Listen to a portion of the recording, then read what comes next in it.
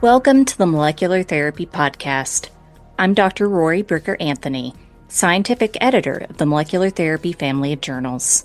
This episode features a conversation between Dr. Timothy Cripe, editor-in-chief of Molecular Therapy Oncology and professor-in-chief of Hematology, Oncology, BMT at Nationwide Children's Hospital, and Dr. Joseph Glorioso, professor, Department of Microbiology and Molecular Genetics, and Department of Human Genetics at the University of Pittsburgh. They will discuss an article published in Molecular Therapy Oncology by Dr. Glorioso and colleagues titled Oncolytic Herpes Simplex Viruses Designed for Targeted Treatment of EGFR-bearing Tumors. But first, join Editor-in-Chief of Molecular Therapy, Dr. Roland Herzog, and ASGCT this January for the next installment of Molecular Therapy Presents Clinical Gene and Cell Therapy. This transformative field has grown from promising experimental treatments to approved medicines for a wide range of genetic and/or acquired diseases. This virtual event, which is free for ASGCT members to attend, will highlight several in-depth invited reviews that will appear in Molecular Therapy's Clinical Gene and Cell Therapy special issue. Attend the webinar and learn more about cutting-edge developments in the clinical space before the special issue is published in early 2025. Find Molecular Therapy Presents Clinical Gene and Cell Therapy in all upcoming ASGCT events at asgct.org/events. And now, Drs. Cripe and Glorioso.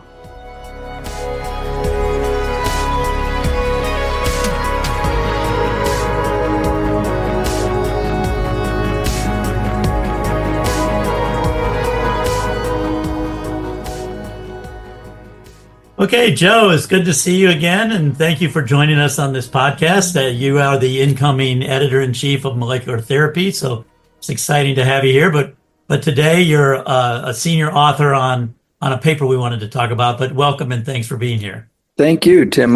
It's my pleasure. So the paper we wanted to talk about was published in Molecular Therapy Oncology, of which I have the honor of serving as editor-in-chief. And again, looking forward to working with you in the family of Molecular Therapy family of journals. So the paper was entitled Oncolytic Herpes Simplex Viruses Designed for Targeted Treatment of EGFR-bearing Tumors. And you and I have both, well, you've been in the HSV field a long time. I've been in it a long time. We've known each other a long time, but you are really an icon in the field and made a lot of contributions over the many, many years.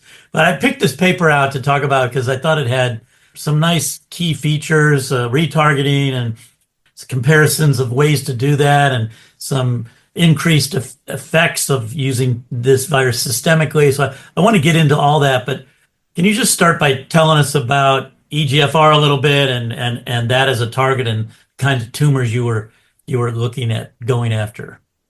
Okay, so EGFR is epidermal growth factor receptor, and this is a receptor that will activate tumor cells as well as normal cells, but it creates a pathway in which there's a change in metabolism where these cells tend to divide more rapidly. And these receptors are abundant on certain kinds of tumors. For example, about 50% of brain cancers have them, 80%, I think, on something like lung cancer or head and neck tumors, and also on breast cancer. So the idea is to create some kind of molecular targeting that will attack cells that express this receptor. And what often happens in the tumors is they will make a deletion in this receptor. As famously, it's EGFR-v3, which is a constitutively active receptor, so it doesn't require ligand binding. And these receptors then really pep up the biology of these tumors and aid in growth and metastasis. There have been a number of antibodies that have been developed to attack these tumors, to block their activity, but they undergo rapid changes, activate other pathways which will allow these tumors to escape. And so this is a problematic part of this. But our attempt was just to work initially to develop vectors that we knew we could target both systemically and locally, and see what the impact was in terms of arresting tumor growth and tumor killing. So the viruses that we use are oncolytic HSV, and these types of viruses have been in the clinics now a long time, probably more than 25 years. And one of these, Imligic, is a vector that has been approved for treatment of melanoma. There was about a 16 or 17% complete responses to an HSV that was also armed with GM-CSF, as well as it was a strain that replicated well. However, a lot of things have happened in the field where people have used oncolytic viruses to treat cancer, and this represents a whole range of different virus types, including adenoviruses and VSV, vesicular stomatitis virus, and reoviruses, and so on.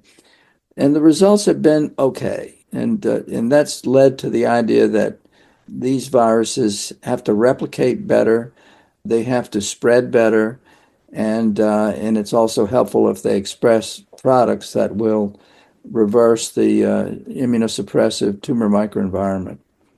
So we set about to use EGFR as a target molecule, and because at that time we were working, well, we still are almost working exclusively in brain tumors, and so the idea is to alter the virus envelope in a way that will block its infection using the normal receptors for the virus.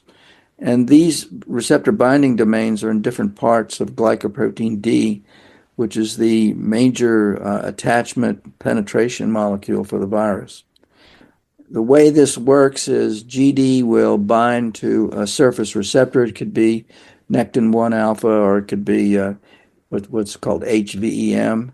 And what will happen is that this will trigger a cascade of events where GD changes conformation after binding, activates a second group of receptors called GH and GL, which in turn change and will activate the major fusion protein, which is glycoprotein B.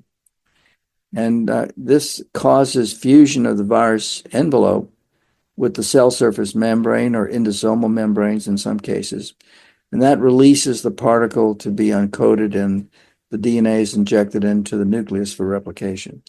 So some years ago, we worked on trying to make these viruses more vigorous. And one of the standard ways to ensure their safety was to knock a gene out called gamma 34.5.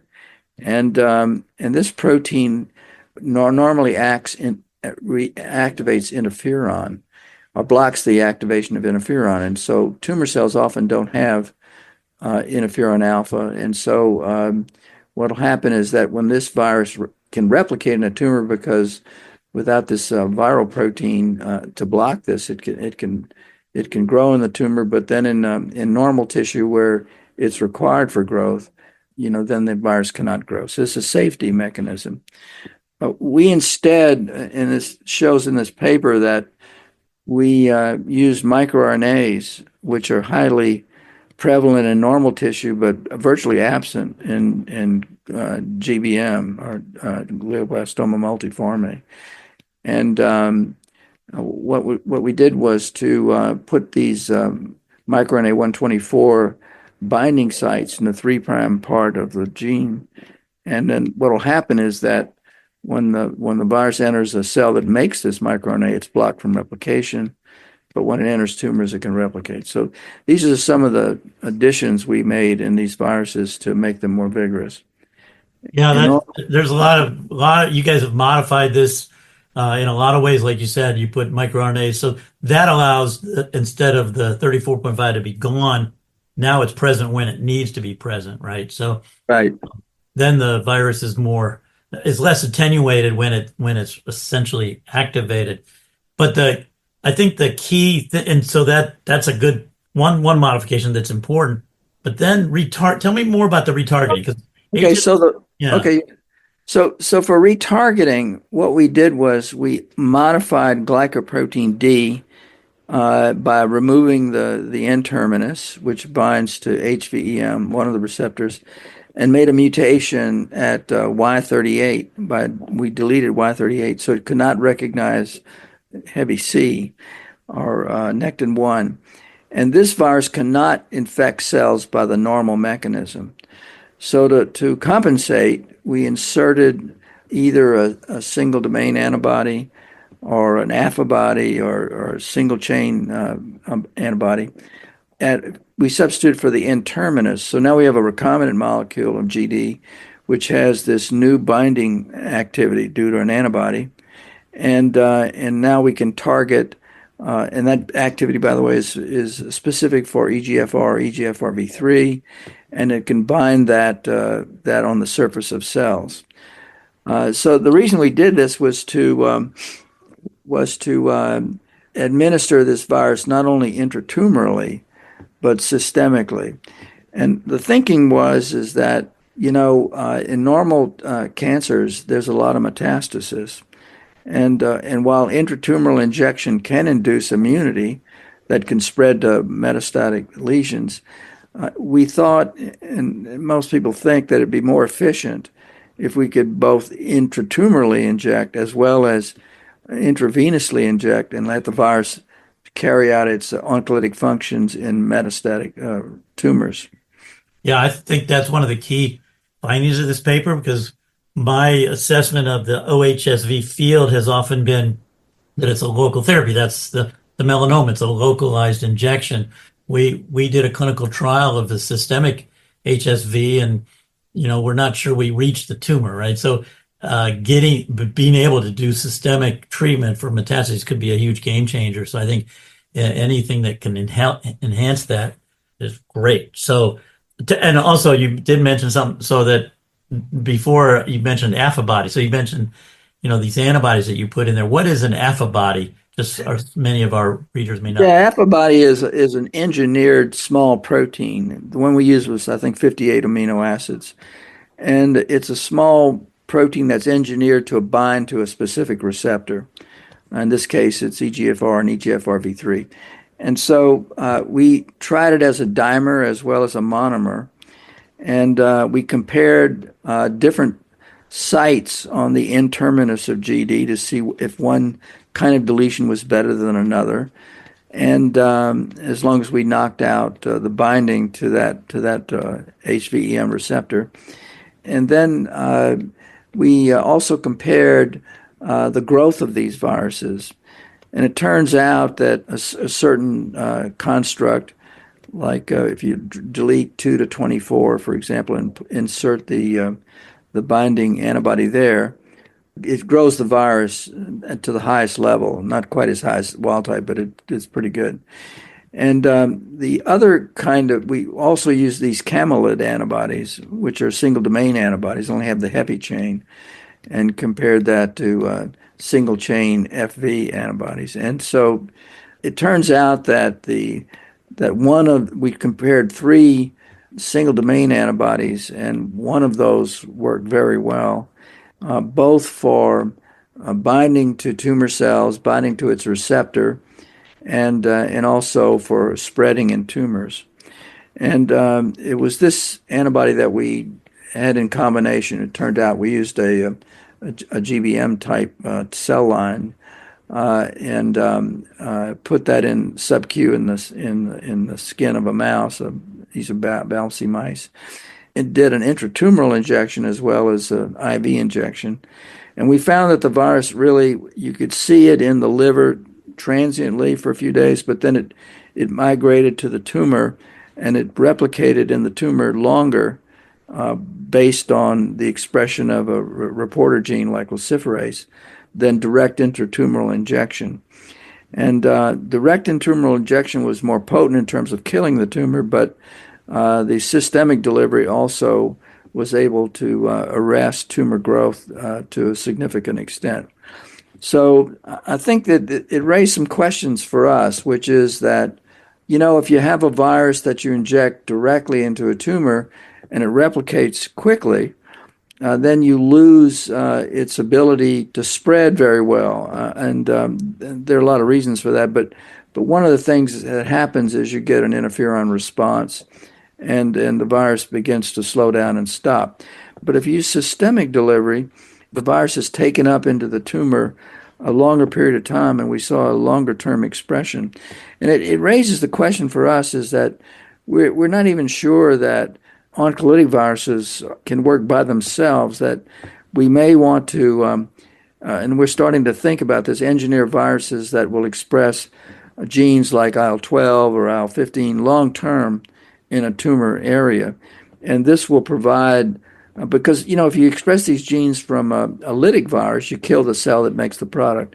So the idea is to try to combine these things and look for better, virus and anti-tumor activity. Do you think that the improved effects of using the diabody or the camelid, the affibody, were better than SCFV because they're smaller, or were they higher binding affinity, or what about them was better? It was both, actually.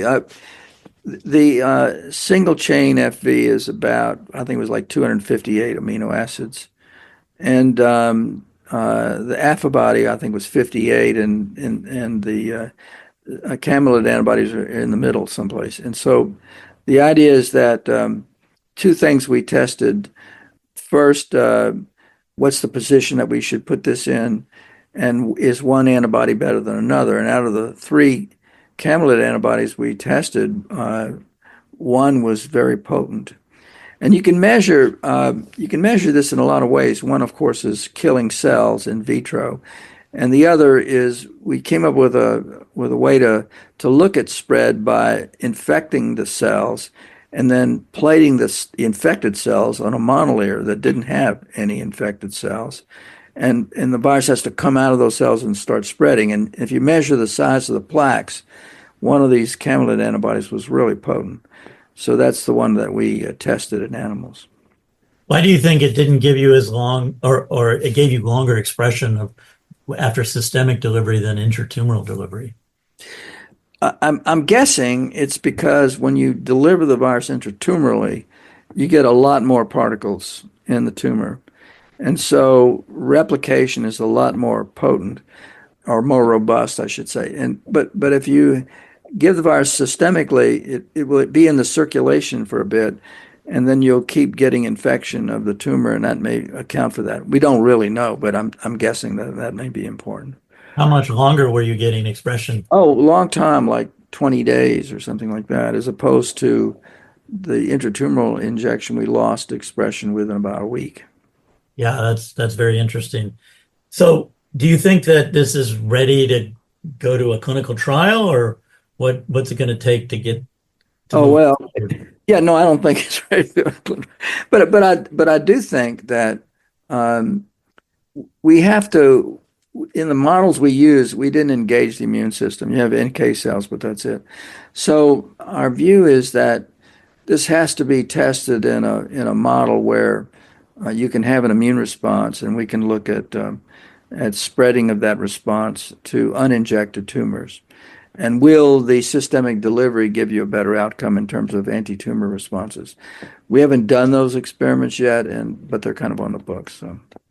Well, and what about the issue of immunity against HSV, pre-existing immunity? Most adults have been exposed to HSV. Is that a challenge for systemic delivery if you have antibodies against Yeah, it? it might be. We haven't done. We need to do the experiment where we immunize the animal and try it, but we haven't done that experiment.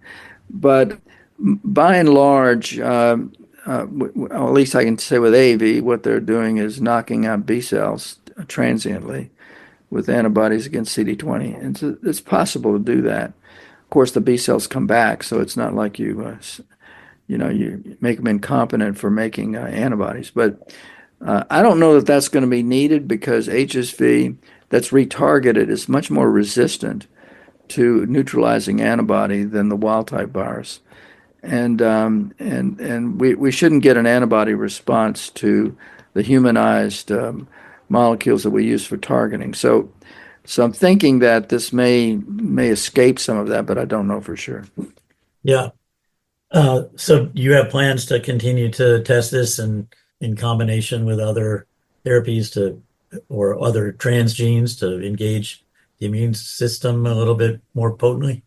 Yeah, one of the things that we're doing, Tim, is to use non-replicating viruses which can express transgenes long term in tumors, and couple this. We'll test it on its own, but our idea is to try to recruit T cells and NK cells, and then use bispecific engagers to target different tumor antigens. EGFR may be a candidate. Others include like mesothelin or MUC1 or MUC16, depending on the tumor type.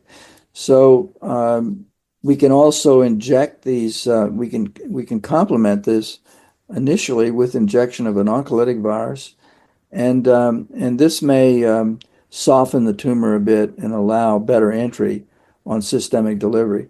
We haven't done this experiment, but we were thinking about using enzymes to digest the extracellular matrix to some extent to try to, to get these viruses to enter more completely into the tumor. Yeah, I think the idea of using a non-replicating virus to express some of these transgenes is a good one, because what has always bothered me about putting transgenes into the oncolytic, like you said, you kill the factory, so you get short-term effect. And we know it takes long-term treatment to cure most patients with cancer. Yeah, So exactly. I think combining viral therapies, I think sounds like a really good prospect.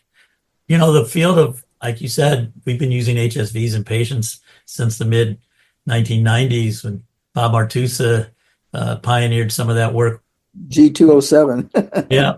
Why do you think, and which is still being used in clinical trials, why do you think we haven't had any other FDA approvals of oncolytic viruses other than T-VEC for melanoma? Yeah, well, there's, as you know, there's one in Japan, but one of the things that become really apparent is that you have to do more than one injection. It's going to be nearly impossible to do this with one injection. And the other thing is that even for the data with T-VEC and now Replimmune's viruses, the attraction of immune T cells to the virus may play a very important role in getting epitope spreading. In other words, killing the cells in some way with the virus. That inflammatory process. Nino Kiyokis found that all kinds of anti-tumor, not antiviral T cells get into things, including ones against COVID, for example, or flu. So it's a little bit unclear at the moment whether attracting these T cells enhances anti-tumor immunity or reduces it. But I think the anecdotal data say that if you get a recruitment of T cells into the tumor, even if they're antiviral, there's a better than likely chance of getting an anti-tumor response. Yeah, I think that's important, right? For long-term pressure on the tumor to engage the immune response like a vaccine. Yeah. And that's probably what these oncolytic viruses are best at doing. And Right. they're infectious agents. Do you think there's the risk of, with all these retargeting and enhanced potency, et cetera, of causing an actual infection or damaging normal tissue? With EGFR, for example, is expressed, as you mentioned, on some normal tissues. What's the risk of side effects? Yeah. Well, I think that, we don't know for sure about that, but I think that the tumor targeting aspect of this, whether you do it by a combination of promoter activities like has been done before, or are targeting the infection, we think that this may reduce the risk.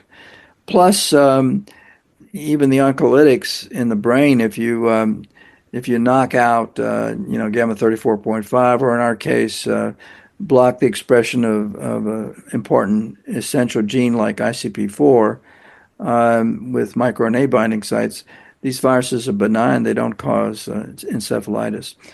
So I think they'll be safe, but the idea is to reduce off-target infections and increase the potency, either with by expression of genes which recruit or regain an immunologic environment which is supportive of anti-tumor development, will probably make it better.